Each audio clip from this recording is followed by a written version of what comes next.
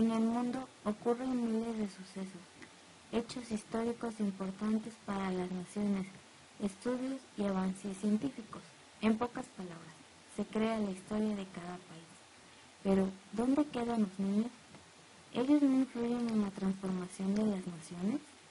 Si bien es cierto que la presencia de los niños solamente se limitaba a formar parte de las estadísticas, ellos también se vieron influenciados por todo lo que pasaba a su alrededor. Para entender la infancia en la actualidad, es necesario contrastarla con épocas pasadas.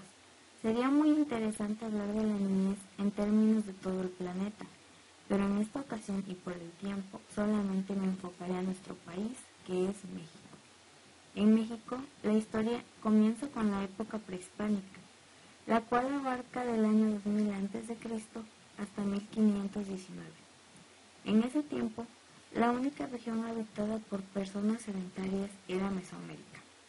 Ahí convivían varias culturas.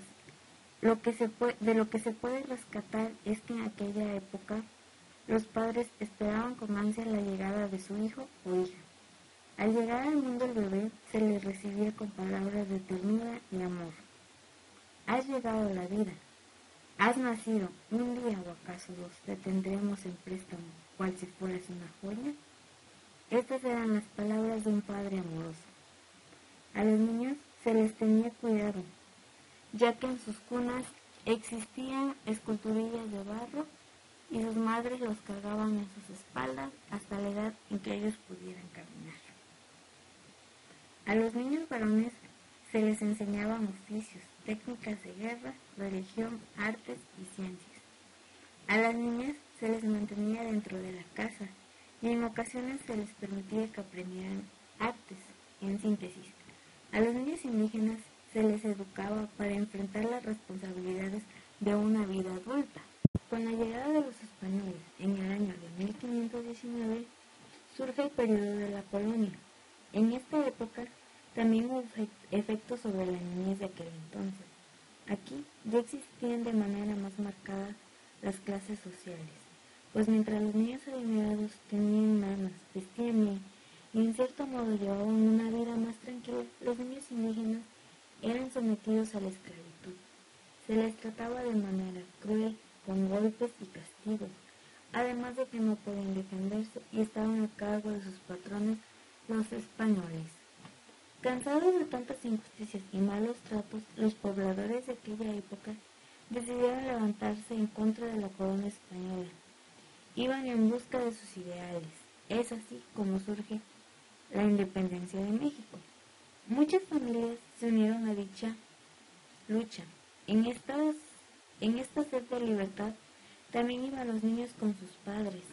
De este hecho histórico no se encuentra mucha información sobre los pequeños. Solo se sabe que existieron batallones infantiles, es decir, niños que vivieron muy de cerca esta lucha, combatieron contra el enemigo, como es el caso de Narciso Mendoza, mejor conocido como el niño artillero, y así como él también existieron más niños que estuvieron presentes en la lucha. Al finalizar la guerra de independencia, se preocuparon por la educación de los niños y crearon las escuelas del sistema lancastriano. En esta época se les brinda mayor apoyo a los niños pobres, ya que son los que más necesitaban ayuda. El porfiriato es un acontecimiento muy importante para el país, ya que significó mejoras para México. Pero en este episodio los niños y niñas ayudaban en las tareas domésticas, labores del campo. Aquí se aprecia de una manera más clara la esclavitud infantil. Aunque se suponía que los niños tenían libertad, esto era mentira, ya que muchos menores eran obligados a trabajar en minas, industrias, y solo se les pagaba menos de la mitad del salario. En las clases altas los niños recibían educación y aprendían buenos modales.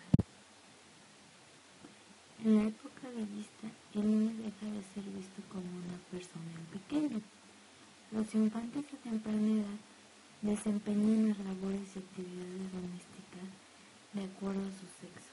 En el campo de batalla, las mujeres y niñas se dedican a cuidar a los hombres, a lavar ropa, a hacer tortillas, preparar la comida, en fin, alimentarlos.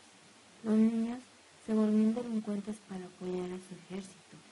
Algunos participaban en la guerra y otros más se dedicaban a cuidar el armamento o demás objetos que fueran útiles para la guerra. Años después, surge el abandono de los niños. Para ello, se crearon casas para apoyar a este tipo de infantes que estaban desamparados. Pero al no existir recursos para apoyarlos, muchos niños optaron en convertirse en vándalos y criminales, robar y cometer delitos como estropear algunos objetos. Otros más los encontramos haciendo malabares o limpiando parabrisas en las ciudades.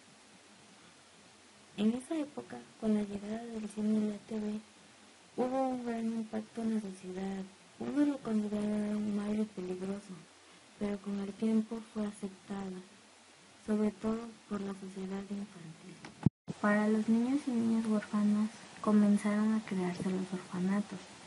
En ellos a los niños se les mantenía hasta los 25 años, pero estaban bajo órdenes de un sacerdote, y a las niñas a una edad determinada eran obligadas a casarse o a ser religiosas. Para el año de 1940, la sociedad se interesó por qué podían leer los niños. Es donde comienzan a crear pequeñas revistas para infantes, con dibujos que incluían cuentos y fábulas. Se daban, por así decirlo, tips para los pequeños, como no tengas rotos ni agitados tus pantalones. En ese tiempo se les enseñaba que la curiosidad era mala. No tenían voz ni siquiera en su familia. Tenían la cualidad de ser obedientes. Tenían que comportarse como adultos. Todo se basaba en premios y castigos. De los años 70 hacia finales de los 90, la infancia fue teniendo cambios radicales. Por ejemplo, los niños eran niños y no adultos pequeños. Ya podían jugar. Los juegos eran entre vecinitos o amigos. Todo era al aire libre. Se jugaba fútbol, soccer, fútbol americano, básquetbol, en fin. Varios juegos con un mismo balón. Utilizaban la bicicleta. Si se caían se levantaban y continuaban el juego como si nada hubiera pasado. No había medidas de higiene. Por ejemplo, se tomaba el agua directamente del grifo o llave y nadie moría por eso. Los juguetes eran sencillos, una muñeca de trapo, matatenas, una cuerda, trastecitos, carros de madera, luchadores, lotería, en fin. En las caricaturas, si existía la violencia, era de cierto modo cómica, no era violenta ni salvaje. Aún existía la inocencia en los niños. En esta época, la última palabra la tenía papá y mamá.